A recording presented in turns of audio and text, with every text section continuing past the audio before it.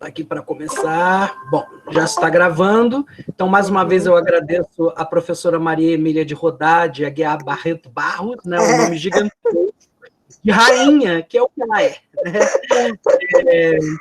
Meu Deus! Vou fazer a apresentação da professora Maria Emília.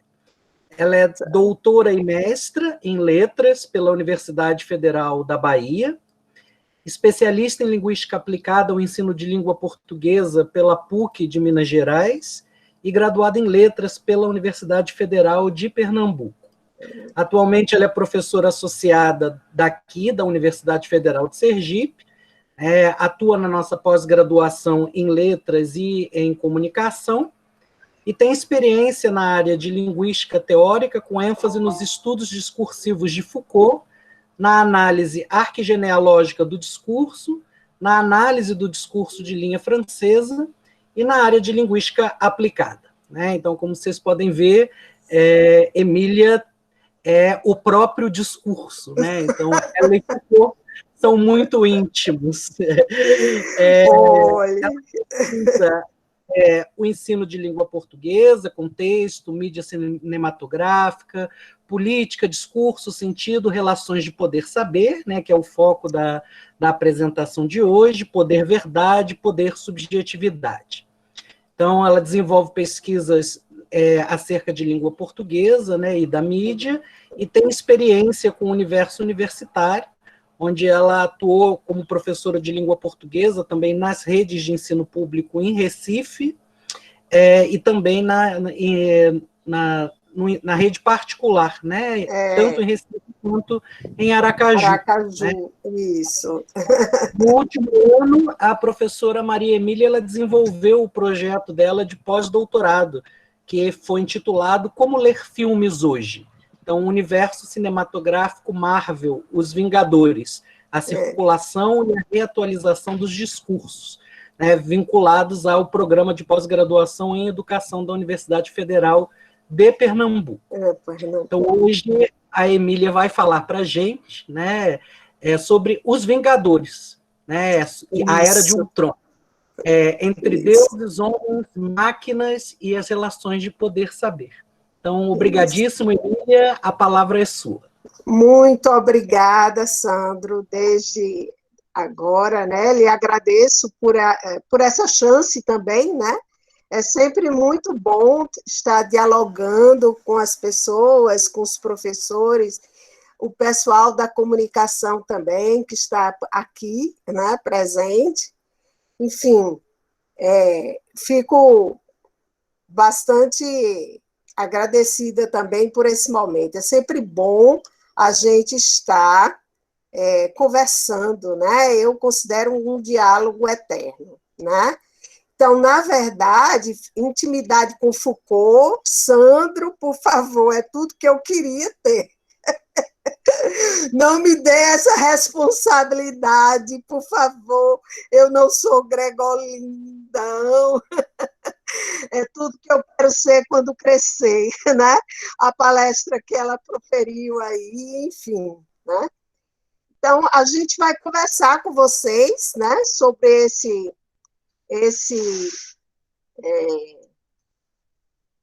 filme, né, que é a Era de Ultron, né? Na verdade, como o Sandro colocou, esse filme está dentro, né, de um universo maior, que a gente chama de universo cinematográfico Marvel, né? Esse universo cinematográfico Marvel, e aí é interessante, porque dentro desse contexto, gente, a gente nunca termina a pesquisa, não é? Porque esse universo cinematográfico tem uma variação imensa de filmes, né? Ele está na relação entre utopia e distopia. E a gente, tendo esse olhar, porque para discutir acerca de Os Vingadores, eu tive que assistir a toda a cinematografia Marvel, né? Porque as histórias estão super interrelacionadas.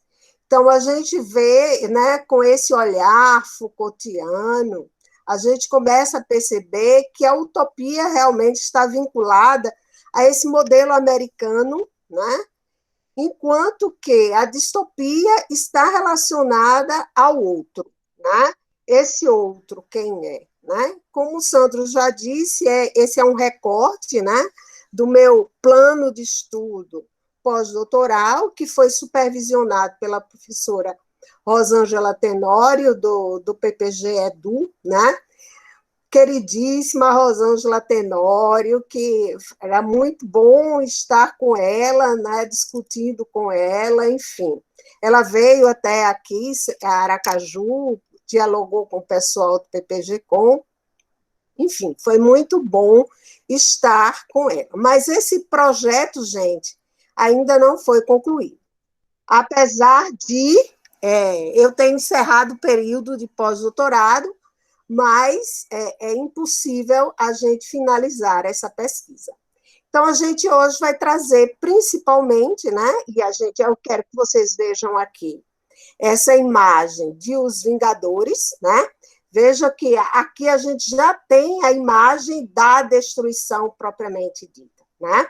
Então, é importante a gente pensar esse universo cinematográfico dentro de um contexto principalmente relacionado à queda das Torres Gêmeas, né? Então, esse universo cinematográfico se diferencia do universo das histórias em quadrinhos, exatamente porque o universo das histórias em quadrinhos estava, muito mais vinculado a um momento de guerra, né? Pós-guerra, né? E enquanto que esse universo cinematográfico está vinculado à queda das Torres Gêmeas. Então, a gente vai ter essa paisagem aí, né, de destruição, né? Então, aí a gente vê que quando é que os Vingadores, a Era de Ultron, né? Esse filme foi lançado, né, em 2015, então a gente tem aí já, ele, na verdade, não é o primeiro filme de Os Vingadores, ele já é o segundo filme, né? Os Vingadores, o primeiro filme de Os Vingadores foi lançado em 2012, né? E a gente tem aí que é muito mais um contexto realmente da queda das Torres Gêmeas, né? A gente aqui vai observar o segmento desse filme, mas não necessariamente na cronologia da estreia, tá? E a gente vai ver que esse universo cinematográfico é regido por uma linha temporal que não respeita a questão relacionada à estreia dos filmes, né? Então, a bilheteria, e exatamente por isso que eu escolhi esse objeto, quer dizer, é uma das causas, né? Como é que essa filmografia atinge a população globalmente, né? E vocês vão ver que a bilheteria chega a 1 bilhão e 4 milhões de dólares, né? Isso numa arrecadação mundial, foi a quarta bilheteria de 2015, e o universo cinematográfico Marvel, quer dizer, a própria Marvel e aí a Disney, né, que ela passa a está vinculada à Disney agora, acha que essa bilheteria não era exatamente esperada, né? Então, você vê a ambição, né, e a divulgação desses discursos, né? E aí, nesse filme, particularmente, a gente vai ter a luta pela defesa da humanidade, porque os Vingadores, como o nome já bem diz, né, o título, eles estão se vingando de quê? Né? De quem? Né? E aí essa relação está muito voltada entre os extraterrestres, né? Que aí a gente vai ter Vingadores, depois Guerra Infinita, depois Ultimato, né? E particularmente na era de Ultron, essa vingança está relacionada a uma inteligência artificial, que é o Ultron, né? Então, a gente vai observar esses discursos aí relacionados a essa inteligência, né, artificial, não é isso? Esse filme é particularmente muito importante, porque ele já aponta para os dois últimos filmes, que são A Guerra Infinita e o Ultimato, né? Aparece a primeira joia, efetivamente, que é a joia da mente, né? E em relação ao que acontece com, principalmente, o Homem de Ferro e Thor, já apontam para os dois últimos filmes da cinematografia, né? Aqui a gente traz um pouco a questão da cronologia da Marvel, né? E quer dizer que, na verdade, para a gente analisar qualquer um dos filmes, a gente precisa assistir a essa cinematografia, tá? Por quê? Porque as histórias estão interligadas. E eu diria que esse é o grande problema nosso, né? Porque tratar de um filme desse universo não é tratar unicamente desse filme, mas dessa filmografia, tá? Então, eu trago aqui uma citação de Michel Foucault, da Arqueologia do Saber, né? Quando ele trata exatamente a questão relacionada à análise do discurso efetivamente, né? Então, o que é que nós buscamos, né, quando nós analisamos o discurso numa perspectiva Foucaultiana, né? E isso aí eu acho que Gregolin já colocou muito bem na palestra dela a vez passada, né? Que não se busca, sob o que está manifesto, a conversa semi-silenciosa de outro discurso. Deve-se mostrar porque não poderia ser outro, como exclui qualquer outro, como ocupa, no meio dos outros e relacionado a eles, um lugar que nenhum poderia ocupar. A questão pertinente a uma tal análise poderia ser assim formulada: que singular existência é esta, que vem à tona no que se diz e em nenhuma outra parte? Gente, eu acho essa citação de Foucault a orientação, efetivamente, para quando nós estamos analisando o discurso, né? Por que isso, né? Por que esse dito e não outro, né? E o que está mostrado, né? Ou seja, não é a conversa semi-silenciosa, né? A gente vai observar, então, não é um desvelar, né? Não se busca um desvelar dos discursos, mas sim porque né? Por que isto estar aqui e não outra coisa, né? Então, a gente, como é que a gente, então, trabalhou com essa filmografia? Eu diria assim, e aí é o que eu coloquei, né? Como é que estamos efetuando as análises? Porque, como eu disse a vocês, esse projeto eu não finalizei ainda, né? Então, primeiramente, a contemplação dos filmes, né? As histórias estão todas conectadas, tanto temporal como narrativamente. Essa interligação é uma interligação extremamente significativa, né?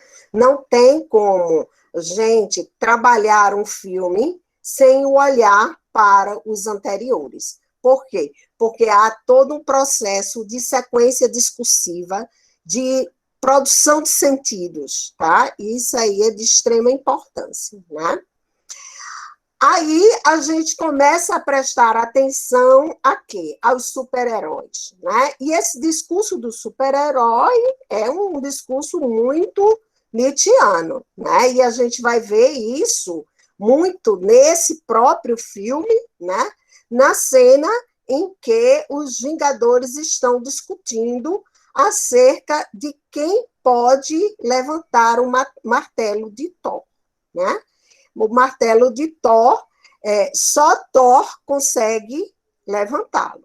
E aí vem todo um discurso acerca da dignidade, né? Então, quem seria esse super-herói?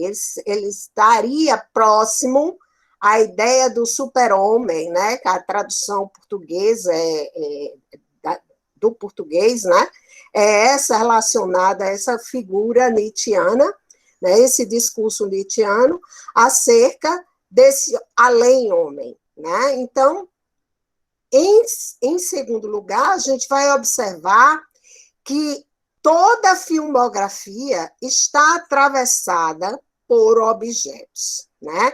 Está muito relacionada às narrativas e a gente vai observar isso, principalmente com um olhar sobre a verdade e as formas jurídicas, né? Na segunda conferência em que Foucault discute sobre o anti-édipo, né? Então, a gente vai observar aí as joias do infinito, né? E essas joias do infinito estão numa relação com os demais objetos, que são o Tesseract, o cetro de Loki e o éter, né? Agora, esses objetos, principalmente o cetro e o Tesseract, a gente vai observar que eles constituem arma de grande potencial tecnológico, né? Tanto é que os Vingadores, o primeiro filme, há toda uma tentativa de apropriação do Tesseract exatamente por conta desse potencial armamentista, né? E tudo se luta no sentido de que todos eles lutam, quer seja do lado dos Vingadores, quer seja do lado dos vilões, né? Todos lutam no sentido da busca em relação à paz na Terra, né? Não a paz só na Terra, mas dos múltiplos universos. Então, isso é um discurso muito voltado para a relação do bélico, efetivamente, né? Isso está muito presente, inclusive, na própria relação da história estadunidense, né? Os estadunidenses se constituem como aqueles que querem defender a terra, né? E aí eles produzem armas, né? Nesse contexto, a gente começa a tentar analisar os efeitos discursivos provocados pelo uso desses objetos, né? Principalmente por se tornarem objetos de poder ambicionado por todos esses seres dos múltiplos universos, né? Todos os objetos estão ligados sempre ao dualismo, guerra versus paz, né? Num processo constante de lutas pelo domínio, agora veja, pelo domínio, pelo equilíbrio das forças entre os mundos. Isso aí está bem relacionado a um discurso de Guerra Fria, né? Quer dizer, é como se, de repente, a gente observasse que essa guerra continua, né? O que nos remete, na verdade, a discursos políticos na ordem do dia, inclusive aqui no Brasil, não é verdade? Quer dizer, a necessidade de se poder ter armas para garantir a segurança, a paz, etc. Né? Num olhar arqueológico, né? E aí Foucault, lá em a Arqueologia do Saber, ele nos coloca muito a questão do próprio saber. Né? Então, como é que nós vamos observar, né, essa relação com os saberes? Em busca exatamente de como essas verdades, a partir desses saberes, né, são construídas, não é isso? Então, nós vamos perceber que a história, principalmente a história relacionada aos Estados Unidos, e aí a gente tem que ter esse olhar da história estadunidense. Inclusive, nós temos tentado muito trabalhar nessa perspectiva, né? Retomando essa perspectiva da história estadunidense, ela atravessa toda a filmografia, né? Essa história estadunidense está relacionada à história, principalmente das guerras, né? Mas, em contraposição ou contribuindo com esse discurso bélico, sempre está presente o discurso religioso. Então, por isso que a gente observa a relação com os deuses, né? Então, além desse discurso da história propriamente dita, a gente tem os saberes, né? Que são saberes constituídos a partir, digamos assim, da própria universidade. E aí a gente, numa entrevista muito interessante, porque, gente, a gente tem que ir também pelas laterais do filme, né? Então, há entrevistas interessantes de Stan Lee, né? Inclusive contando a sua própria história. Essa entrevista foi produzida pela History, né? Mas está disponível no YouTube. Ele coloca exatamente a relação dele com a universidade, né? Por quê? Porque a própria universidade o chama para proferir palestras acerca do universo cinematográfico, principalmente. Não só do universo cinematográfico, mas das histórias em quadrinho. E aí, nessa entrevista, ele diz, mas, na verdade, eu lucrava muito mais com as perguntas dos alunos do que eles lucravam com a minha exposição, né? E a gente vai ver muito essa relação do saber produzido na academia, nesse próprio universo cinematográfico. Então, a gente tem a presença constante da tecnologia, né? Essa tecnologia no sentido de produzir armas, né? Então, ela está muito vinculada à indústria armamentista, inclusive a própria relação com a inteligência artificial e a nanotecnologia, né? E a gente vai ver muito isso em Ultron, né? Além desse discurso, nós vamos observar a mitologia nórdica, efetivamente, nesse universo, né? Então, aí a pergunta, né? Por que a mitologia nórdica e não outra, né?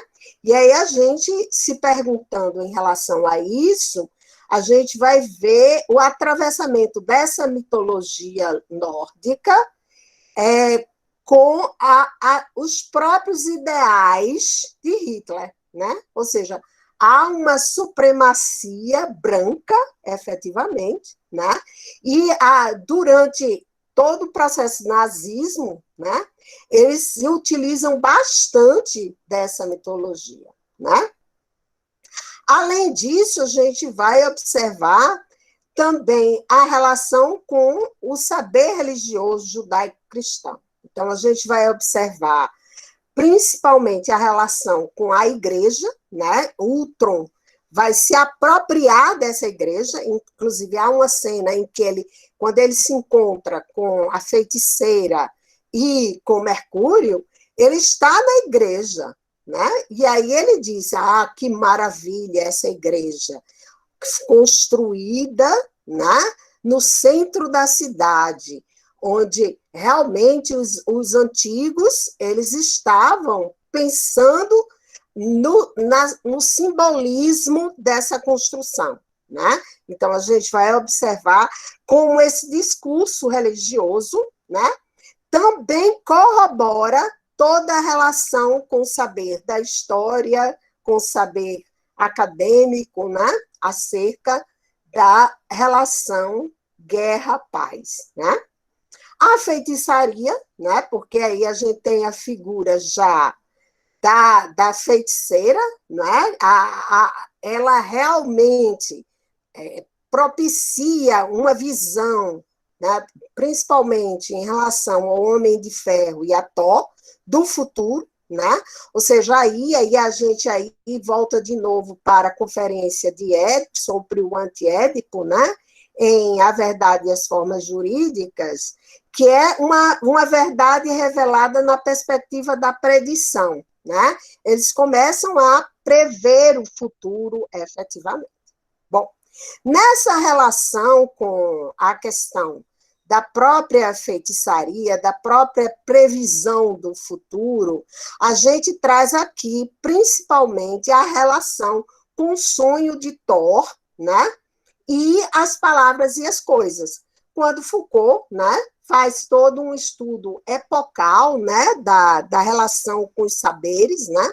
É um estudo epocal, efetivamente, e que ele está buscando lá trabalhando esses saberes, né, o saber da gramática, o saber das ciências matemáticas, principalmente vinculados à questão da economia, o saber das relações com a natureza, né, e aí vem todo o saber das ciências naturais, né, ele vai observar como esses saberes eram construídos no século XVI. Então, ele começa a trabalhar a questão da semelhança, né? Que e aí isso bom, a gente não vai ter tempo para falar, mas a gente vai observar a relação com a construção, né, desse saber à luz da semelhança. E aí a gente vai ter a similitude, a conveniência, né? São convenientes as coisas que, aproximando-se uma das outras, vêm a se emparelhar. Né? A conveniência é uma semelhança ligada ao espaço da forma da aproximação gradativa, da ordem da conjunção e do ajustamento. O mundo é a conveniência universal das coisas. A relação entre Deus e a matéria. A similitude é emulação, né? Uma espécie de conveniência, mas que fosse liberada da lei do lugar e atuasse imóvel na distância. Há na emulação algo do reflexo e do espelho. É exatamente nessa emulação que a gente vai se basear, né? Por ela, as coisas dispersas através do mundo se correspondem. E aí, ele nos fala sobre a relação com essa emulação, né? O confronto entre realidade e imagem projetada. A emulação é uma espécie de geminação natural das coisas. A terra sombria é o espelho do céu, disseminado, né? Mas, nesta contenda, os dois rivais não têm nem o mesmo valor, nem a mesma dignidade. As luzes da erva, sem violência, reproduzem a forma pura do céu. Quer dizer, a própria terra seria o espelho do céu. Né? Essa sabedoria do espelho envolverá em troca o mundo onde estava colocada. Sem grande elo, girará até o fundo do céu. E mais além, o homem descobrirá que contém as estrelas no interior de si mesmo, e que assim carrega o firmamento com todas as suas influências.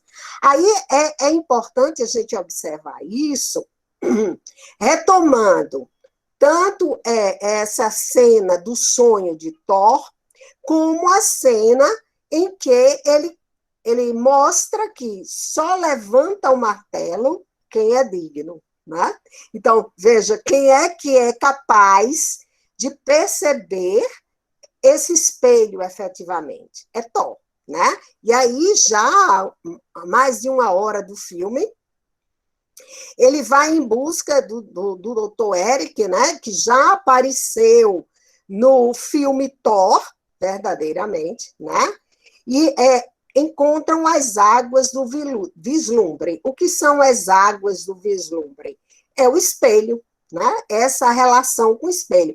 E por que Thor quer achá-las? Exatamente porque ele quer reviver aquele sonho propiciado pela feiticeira, né? No sentido de predição do futuro, e entender o que é que vai acontecer. com o mundo, né? Então, Thor coloca o seguinte, né, no diálogo com o Dr. Eric: em todo reino existe um reflexo. Olha aí, né, bem vinculada à relação, né, do espelho, céu, e, né, os espíritos da água se os espíritos da água me aceitarem, posso voltar para meu sonho e ver o que eu perdi. Aí Dr. Eric coloca: para os que entram nessas águas, as lendas não acabam bem. Thor vê, então, a extinção da Terra, né? As joias do infinito. Aí a gente já vai ver que esse sonho de Thor vai apontar para a guerra infinita, né? Que, na verdade, é a guerra do infinito, né? E para Ultimato. Essa questão do reflexo leva-nos, então, à teoria Foucaultiana acerca da relação céu e terra. Aí a gente tem a imagem de Thor entrando nas águas, né? O sonho e o sonho e a revelação das joias. E aí você vai ver as joias do infinito aparecendo pela primeira vez reunidas, né? Então, a gente vai observar, então, à luz da verdade e as formas jurídicas, né, a questão da Conferência 2. Pensando nessa relação, como eu falei, né, dos objetos, né, e a gente vai ter principalmente a relação com o Tesseract, com o cetro, né, com o éter, a gente vai pensar no que Foucault coloca acerca do símbolo grego. Por quê? Porque Foucault, nessa conferência, está fazendo uma releitura de Deleuze, né? Principalmente no que diz respeito ao anti-Édipo, né? Então, ele vai trabalhar como as verdades estão sendo construídas a partir, né, da própria tragédia grega, não do mito, efetivamente, né? Então, a famosa técnica grega, o símbolo grego, o que é isso, né? Para Foucault, é um instrumento de poder detentor de um segredo. É a quebra de um objeto em duas partes. Então, a gente pensa, como há uma quebra de duas partes, né? Então, a gente vai tentar relacionar essa teoria, a gente não sabe se está provocando aí uma grande, digamos assim, eu estou sonhando realmente junto com o Thor, né? Vamos ver, né? Então, o que Foucault nos traz, né? O poder se manifesta, segundo esse símbolo grego, né? Completa seu ciclo, mantém sua unidade graças a um jogo de pequenos fragmentos, separados uns dos outros, de um mesmo conjunto, de um único objeto, cuja configuração geral é a forma manifesta do poder. A história de Édipo é a fragmentação desta peça, de que a posse integral reunificada autentifica a detenção do poder e as ordens dadas por ele. Esta é a técnica jurídica, política e religiosa do que os gregos chamam de símbolo, né? Símbolo. Esse símbolo é uma forma religiosa, política, quase mágica de exercício do poder, né? Bom, pensando à luz dessa teoria, né, eu consigo enxergar duas metades. Como? Né? Uma principalmente relacionada à linha do tempo e a outra relacionada ao espaço, efetivamente. Porque a gente vai ver em todos os filmes uma relação espaço-temporal extremamente importante, né? Então, a relação tempo-espaço estão atreladas aos objetos em que as joias estão depositadas. Há sempre uma relação de contém e está contido, né? No Tesseract, nós encontramos a joia do espaço. Aí a gente vai ver, e é importante a gente observar a cor também, né? essa joia é azul, né?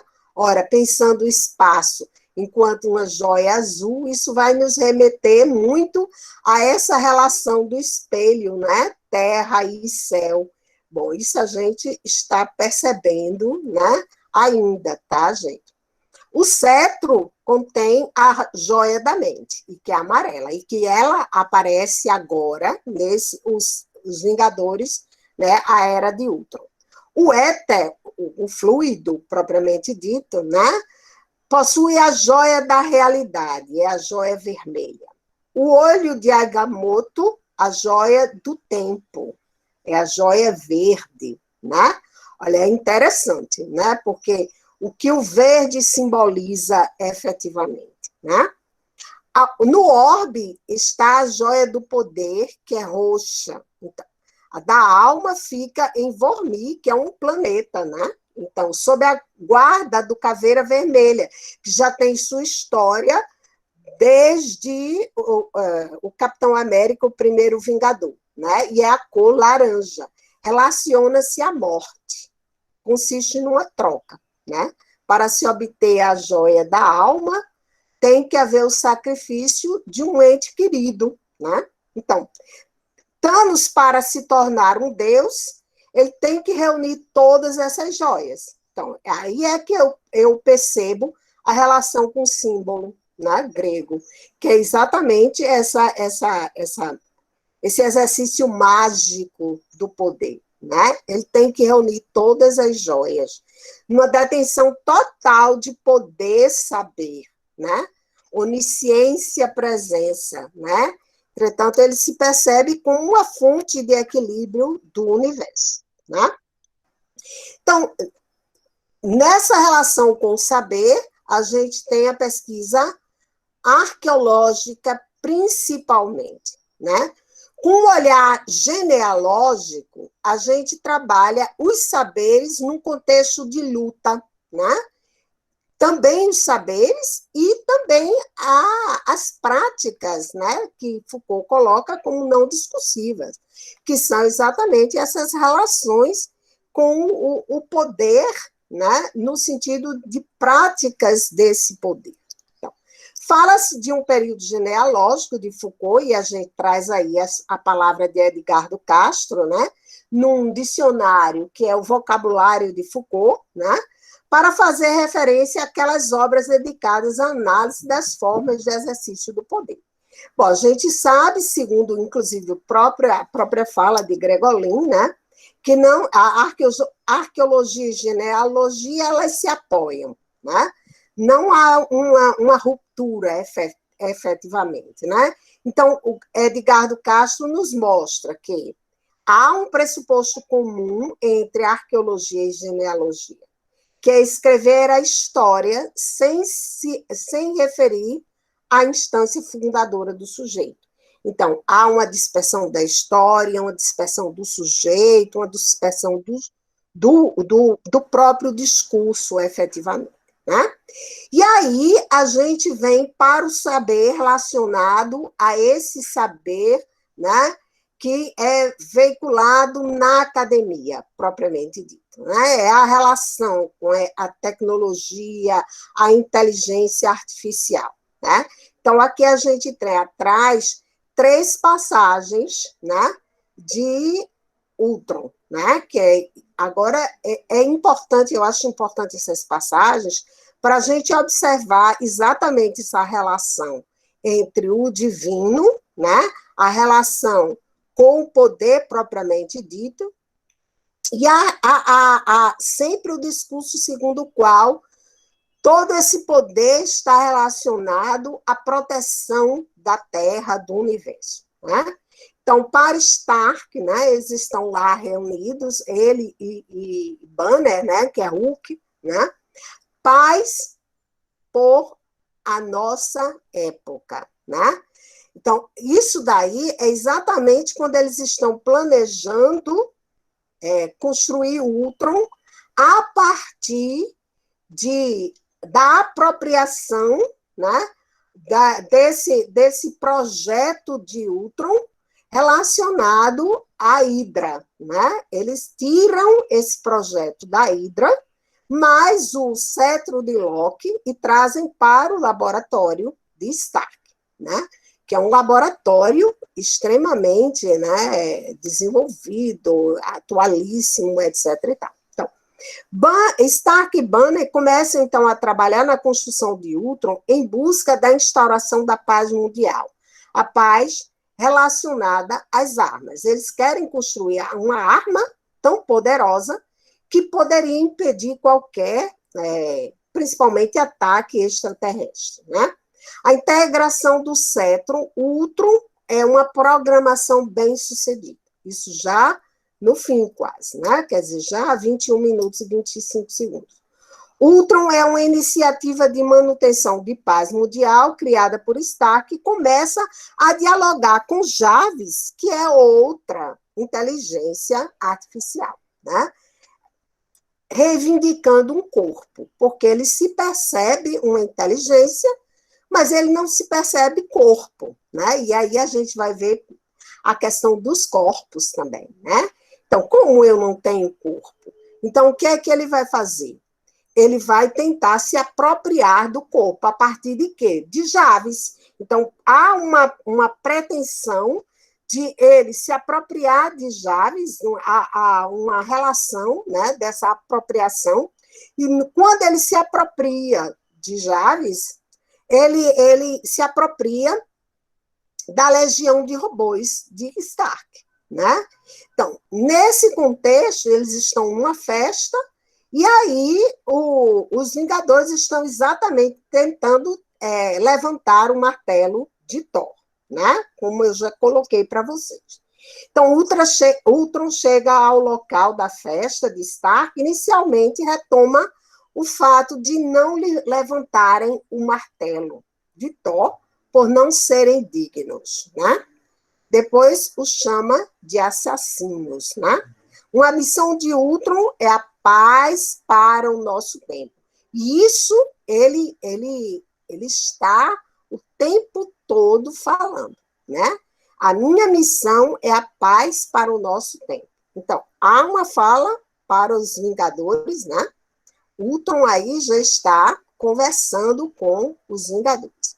Então, ele grita, Stark, né? E aí, veja, ele já contrariou, né, a relação com o próprio Vingadores, com o próprio Jarvis, porque chamava de senhor, né? Então, ele vai chamar de Stark. Isso foi dramático. Desculpem, sei que tem boas intenções, só não pensaram direito. Vocês querem proteger o mundo, mas não querem que ele mude. Como a humanidade será salva se não for permitido que evolua? Com isso, essas marionetes se referindo principalmente aos robôs. Só existe um caminho para a paz, a extinção dos Vingadores, né? E aí ele começa a pensar nessa extinção. Bom, nesse contexto, infelizmente, a gente não pode pegar o filme todo, né? Mas nesse contexto, Jarvis, Ultron sai em busca de como pode extinguir os Vingadores, né? E aí ele vai se apropriar do vibrânio, né? Um metal extremamente poderoso, etc. e tal, perdão. E aí a gente já vai ter o nascimento de uma terceira inteligência artificial. Mas essa inteligência artificial surge a partir de um corpo ambicionado por Ultron, né? Que esse corpo está no berço, que é construído por uma bióloga, tecnóloga, né? Que trabalha com a nanotecnologia e aí, com a ajuda de Thor, né? Porque eles estão tentando fazer com que Jarvis se aproprie desse corpo, na verdade. Então, aí nós temos, mas, na verdade, Jarvis não se apropria do corpo. Há, então, uma produção de uma terceira inteligência artificial, que é o nascimento de Visão. Eu acho essa cena fantástica, porque isso daí me remete exatamente ao pensador, né? Essa inteligência, né? Ela surge nesse momento, né? E é interessante que, se a gente segue adiante nas cenas, uma das primeiras coisas que ele faz é pegar o martelo de Thor, né? Quer dizer, o Visão se apropria, né? Em Visão, a gente enxerga a relação entre verdade, poder, saber, né? Ele é a inteligência artificial máxima, mas olha aí a gente começa a perceber que, mesmo dentro desse universo de inteligências artificiais, a gente tem o dualismo entre o bem e o mal, né? Quer dizer, Ultron passa a se configurar como uma inteligência artificial maléfica, enquanto que Visão começa a se configurar como uma inteligência artificial benéfica, da paz, né? E aí a gente traz essa cena, eu acho fantástica, né? Que é quando Visão vai tentar desconectar o Ultron da internet, porque tem também esse discurso. O Ultron está em todo lugar, exatamente por quê? Porque o Ultron ele se apropria, ele se conecta à internet, e ele tem acesso a todos os programas, inclusive aos bancos, etc. e tal, né? Quer dizer, ele vai observar essa relação, né, com a apropriação desse meio, né? E aí a gente pensando nessa relação dos saberes, né? A nanotecnologia, a tecnologia armamentista, né? A inteligência artificial, como os saberes acadêmicos, e o que a genealogia nos traz, né? Isso principalmente em relação ao livro Em Defesa da Sociedade, né? Então, Foucault está trabalhando aí, inicialmente, com a insurreição dos saberes, né? Quer dizer, ele está exatamente buscando o quê?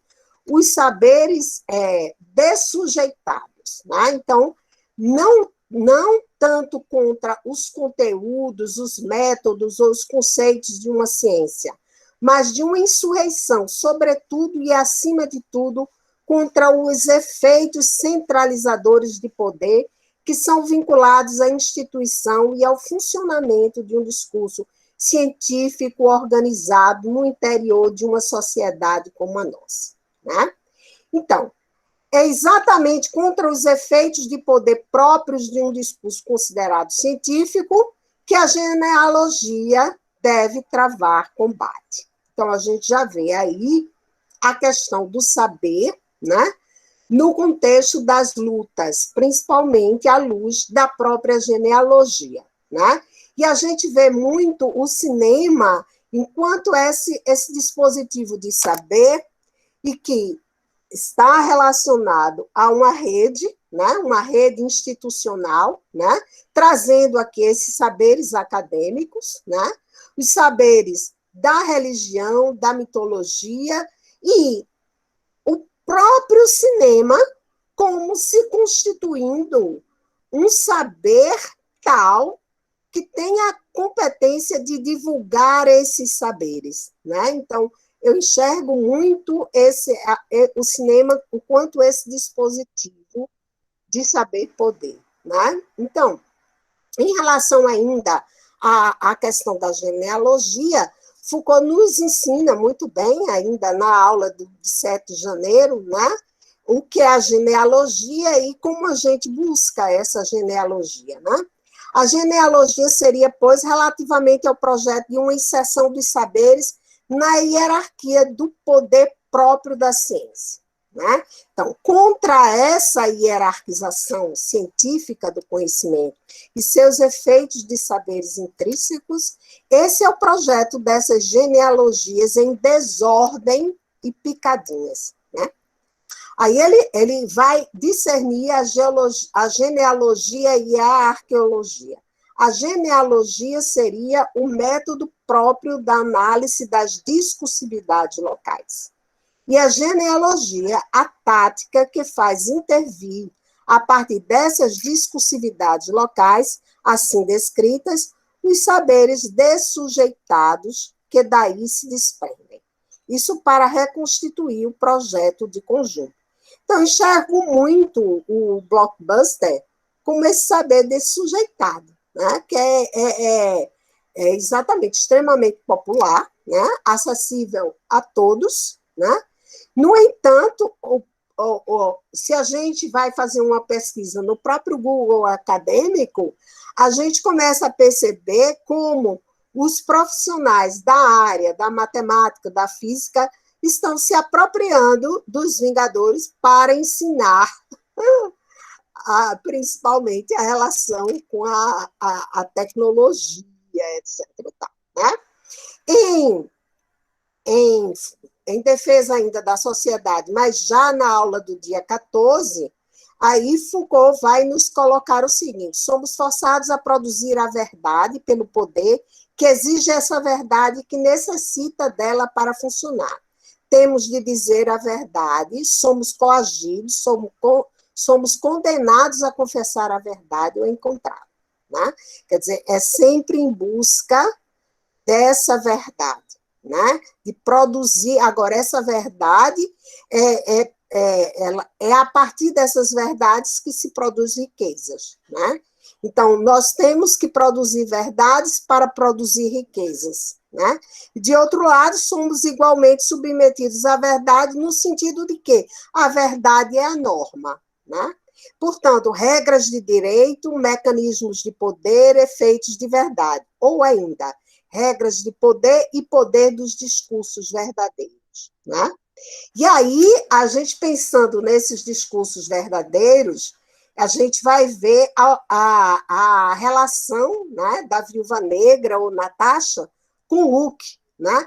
E muitos leitores, né, inclusive seguidores dos Vingadores, acham que é a relação com Natasha é como se fosse o símbolo de um empoderamento feminino, né? Mas, ao contrário disso, eu enxergo a disciplina, né? Exatamente por quê? Porque Natasha passa por um processo, inclusive, dentro do sonho, né? Propiciado pela feiticeira, né? Ela sonha com a instrutora, né? Porque ela é formada, ela segue regras, né? Para se tornar não uma vingadora, mas inicialmente uma espiã, né? Então, a instrutora coloca para ela, né, essa necessidade de ela passar por um ritual de cerimônia, né, que ela se torna estéril efetivamente, né? E aí a gente vê, eu enxergo muito aí a relação dos dois corpos, né? O corpo do monstro, né? E aí eu enxergo um pouco a relação de a Bela e a Fera, né? Que é a relação do monstro e a mulher bonita, né? Enfim, ela não é tão bela porque ela é uma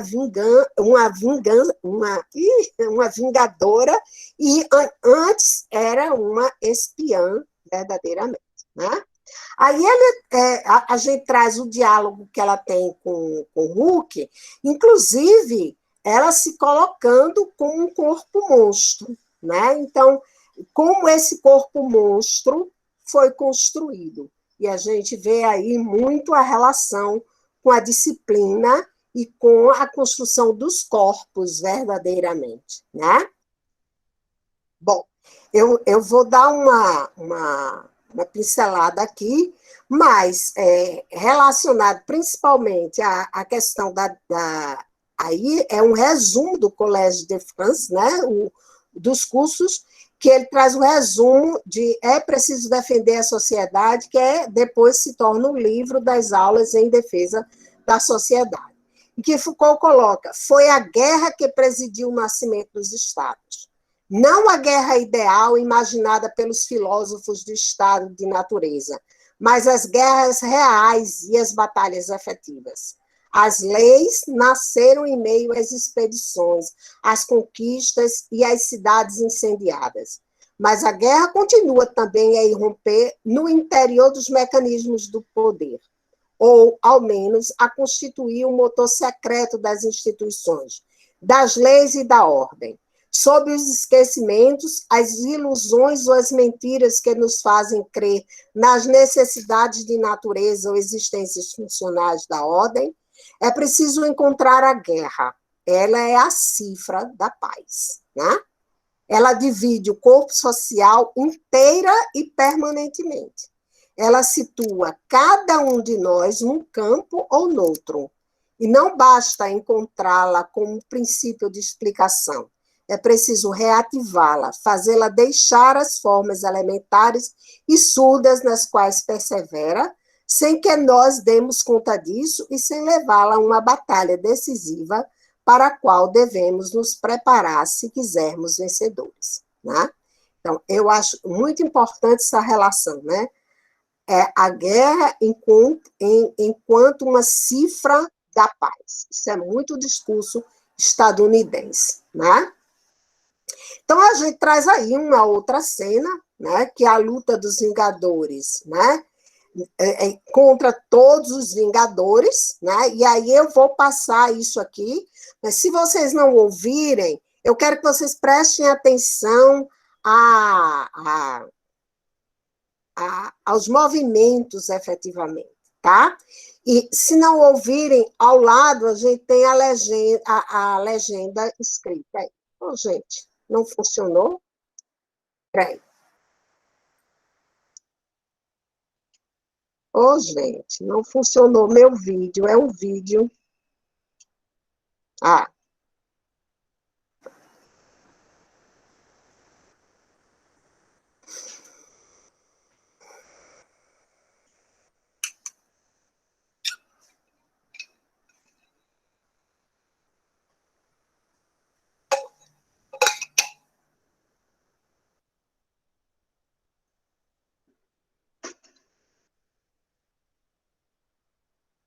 ó, preste atenção aqui. Eu quero que vocês prestem atenção principalmente aqui, ó.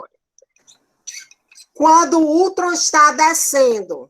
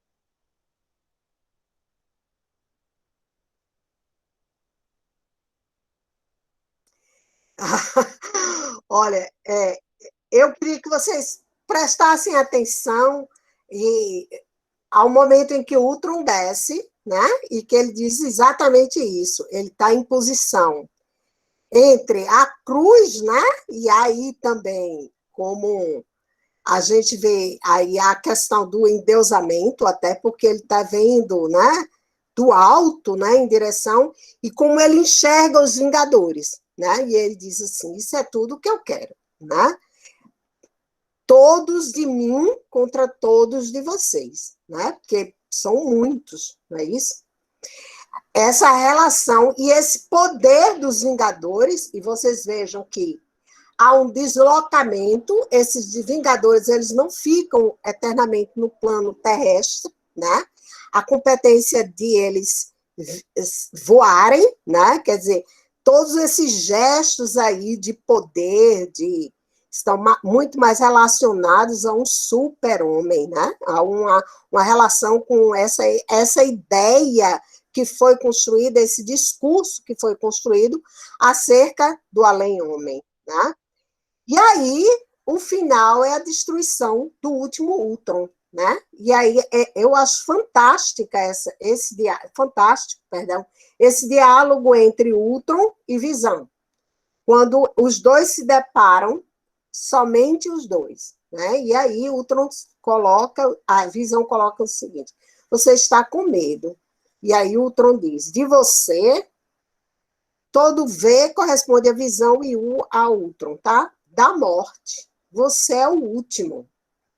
Você deveria ser o último. Stark pediu um salvador e se conformou com um escravo. Acho que nós o decepcionamos. Acho que sim. Os humanos são estranhos. Pensam que ordem e caos, de algum modo, são opostos. Tentam controlar o incontrolável, mas há uma certa graça em seus erros. Acho que não percebeu isso. Eles estão condenados, sim, mas uma coisa não é bela porque dura. É um privilégio estar entre eles. Você é insuportavelmente ingênuo. Bem, eu nasci ontem, né? Ultron ataca a Visão e este o destrói, né? Quer dizer, na verdade, Visão destrói o último Ultron, né? Enfim, é pensando nessa relação que a gente, né, trabalhou essa questão do Ultron, tá? Bom, espero que tenham gostado, enfim, né? A minha preocupação é muito levar esse diálogo com os professores do ensino fundamental, né? E ensino médio também. É claro que não levar a teoria de Ultron, né? Ou a teoria de Foucault, propriamente dita, mas pensar com os alunos, né? Todos esses discursos, no sentido de como esses discursos fortalecem os discursos na ordem do dia, né?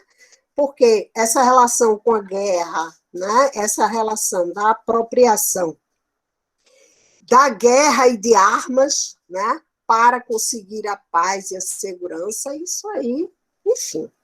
É isso, gente. Espero que tenham gostado. Bom. Nossa, não pode entrar gente, Emília. Obrigadíssimo. Né? Obrigada a você. Eu que nem sou da área de análise do discurso, agora me coloco interessado. Né?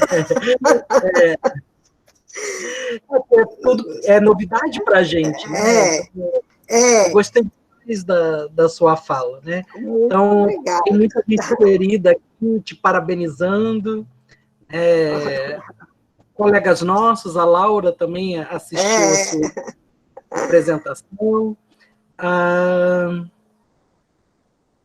Tem orientando a sua também, né? Que é Soraya. Soraya também faz. Soraya tem tudo. É arroz de festa, né? Assim, gente boa falando, ela tá. Que bom! Que bom! perguntas, né? Deixa eu ver. Edna colocou o seguinte. Edna disse o seguinte: Emília, pensando na teoria de Foucault, por que analisar esse filme Os Vingadores e não outro nesse momento? E aí ela te dá parabéns pelo trabalho. Olha, na verdade, quando eu pensei no pós-doutorado, eu pensei em trabalhar com os discursos de Luiz Inácio Lula da Silva, principalmente em relação aos depoimentos dele, né? Então, eu já estava com todo o material reservado e tudo mais. Gente, mas eu, sinceramente, eu sofri muito. Foi um sofrimento terrível ouvindo Lula falando nos inquéritos. E aí, quando eu ouvi o primeiro inquérito, eu disse, não, eu não vou aguentar, né? Eu não vou aguentar. Então, realmente, para mim, né, eu vivenciei todo o processo da ditadura muito forte, gente. Eu estava lá, né?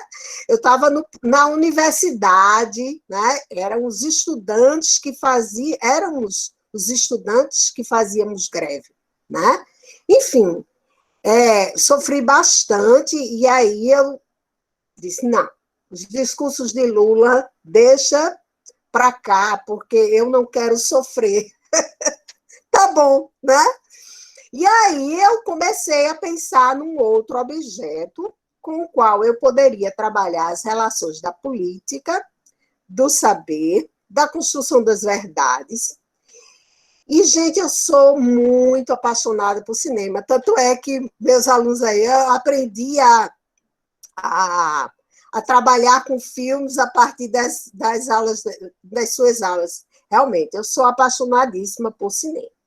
E aí, me chamou muito a atenção a bilheteria dos Vingadores, né? Então, eu sempre fui muito preocupada nessa relação com o ensino fundamental, a escola básica, efetivamente, e como é que esses alunos estavam lendo esses filmes, né? E aí foi por isso que eu pensei. Aí foi quando eu pensei nisso e propus, no início, a Lívia Suassuna, que foi minha amiga de graduação, a trabalhar comigo, a me supervisionar nesse estágio. Ela me chama de Mila. Mila, minha querida, não trabalho com Foucault, mas eu sei quem trabalha aqui, e me levou para as mãos de Rosângela Tenório, maravilhosa, né? E Rosângela também trabalhou com novela, né? Rosângela trabalhou com a novela gráfica, efetivamente. E aí a gente, foi tudo de bom, né? E aí, foi por isso que eu escolhi Os Vingadores, porque por conta do discurso estadunidense presente e como o Brasil está influenciado por esse discurso diretamente, né? E a partir dessa filmografia, eu poderia trabalhar as relações de verdades, né, política, tudo. Né? Quer dizer, a gente tem aí toda a construção política estadunidense e como o atual presidente brasileiro se baseia nela. Né? E foi Leilane que me supervisionou internamente. E ela disse a mesma coisa que você, Sandro. Quando ela leu o meu plano de estudo, ela disse, menina, pelo amor de Deus, eu não pensei que tinha tanta coisa assim. Pois é, né? E os nossos alunos, eu lembro que Gabriel, eu acho que Gabriel estava aqui, eu não sei se ainda está, mas Gabriel, numa determinada aula, quando chegou em sala, não tinha quase ninguém. Eu disse, gente, cadê o povo? Esse professor foi para o lançamento de Ultimato. Os alunos faltaram a aula, as pessoas... Gente, o cinema aplaudia, se levantava, né? Aplaudindo as cenas. As pessoas choraram quando a Viúva Negra morreu, né? Quer dizer, a relação das pessoas no próprio cinema, na relação espacial do cinema. Gente, isso daí é muito importante para quem trabalha com discurso, né? Como essas pessoas vivenciam esse filme. Foi por isso que eu escolhi a filmografia Vingadores, mas inicialmente, porque eu realmente sou apaixonada, o pessoal chorou demasiadamente, né? Eu sou apaixonada por cinema, né? E é interessante como a comoção, o povo saiu chorando do cinema com a morte do Homem de Ferro, né? De Stark. Enfim, isso daí é de extrema importância, né? Como um filme consegue atingir tantas pessoas, né? E produzir esse efeito de emoção, né? As pessoas se emocionam. Depois do filme, eu aproveitei estar no shopping e fui à cabeleireira. E havia uma briga entre eles, porque um passou para a outra que a viúva negra, que Natasha morria. E a morte de Natasha, ninguém esperava por ela, né? Enfim, é isso que realmente me fez me debruçar sobre essa filmografia, né? É a capacidade de esse universo promover emoções verdadeiramente. Eu sigo o Universo Marvel no Instagram, né? Eu adoro cinema, né? Também é um site. Gente, são depoimentos, todo mundo super triste, porque esse ano seria o lançamento de A Viúva Negra, e por conta da pandemia não foi lançado. Enfim, está entendendo? É muito importante. Eu vou até pegar uma carona na pergunta de Edna, né? Edna até disse que você foi professora dela na UFBA, né? Foi? No mestrado.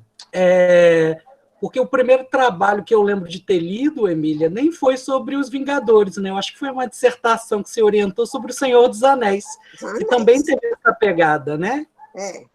Assistimos, a primeira dissertação foi Micaele, né? Quer dizer, Micaele foi que elaborou a dissertação, já advinda de um trabalho de TCC, e Edna foi colega minha na UFBA, não foi aluna. Perdão, Edna, eu tinha entendido, que você falou, estudei com você na UFBA, no mestrado, aí eu entendi que não foram uma turma, né? Para ver como... Foi. Eu tive que aparecer, viu, Sandro? Eu tive que aparecer. Boa tarde, Emília. Um prazer enorme te ouvir. Tem muito tempo que eu não te vejo, não sabia por onde você andava. Mas nós fomos colegas, é que Sandro não interpretou direito, né? Ela foi minha colega, sendo orientada por Iracema, não foi isso? Iracema, Luísa, me orientou no mestrado e doutorado. Foi. Pois é. Eu estou fazendo doutorado agora, viu? Aqui no PPG. Eu entrei no mestrado aos 40 anos, Sandro. Então, meu percurso aí foi muito, muito vinculado inicialmente à escola básica, né? Você me conheceu, Edna, eu trabalhava com ensino verdadeiramente, né? Então, a gente se conheceu por essa jornada aí, né? Foi isso mesmo, foi lá no mestrado. Viu? Parabéns pelo seu trabalho. Muito obrigada, que bom estar vendo você também. Só assim a gente se encontra. Satisfação, pois é. Viu? Um abraço forte para você. Mesmo pelas mídias, é bom te ver. Pois é, Dina, muito bom. Obrigada, Sandra. Pois, Sandro, a gente trabalhou com toda a trilogia dos Senhores dos Anéis, né? Que depois o Pibi, que Ionária está presente, ela trabalhou com as Duas Torres, e depois Gabriela não está presente, acho que não, pelo menos eu não estou vendo aqui, ela trabalhou com o Retorno do Rei, né? E é interessante porque a gente, hoje, né, para você ver,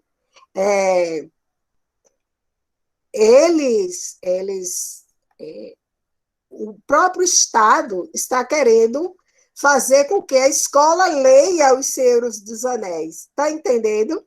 exatamente por essa relação entre religião, mitologia e guerra, né? Porque O Senhor dos Anéis é uma retomada das duas primeiras guerras mundiais, né? Quer dizer, e a mitologia nórdica atravessa toda a trilogia dos Senhores dos Anéis, né? Essa relação com os discursos nazistas, efetivamente, né? Micaele trabalhou muito bem, inclusive ela foi, a avaliação dela foi super bem elogiada demais por conta disso, né? Que ela realmente... E as duas orientandas, a Micaele está aqui. Quer falar um pouco sobre isso, Micaele? Sobre o Senhor dos Anéis? Professora, eu sempre fico muito, assim, encantada, né, envolvida com as análises fílmicas, porque a gente trabalhou um bom tempo, né, junto, analisando essas questões. E é muito interessante mesmo fazer essa relação, né, do filme, do que o filme traz, com o momento, né, o momento em que a gente está vivendo e tudo mais. Então, assim, pensar isso, né, voltado alunos da educação básica é muito importante, né? Porque, assim, todos estamos muito envolvidos, principalmente agora, né? Nesse momento, com a tecnologia, com assistir a todo momento tudo que acontece, né? E é bem interessante fazer esse tipo de análise, sim. E a gente teve Grace também, que trabalhou com Giordano Bruno, e aí ela trabalhou toda a relação com a disciplina do corpo, o suplício, né?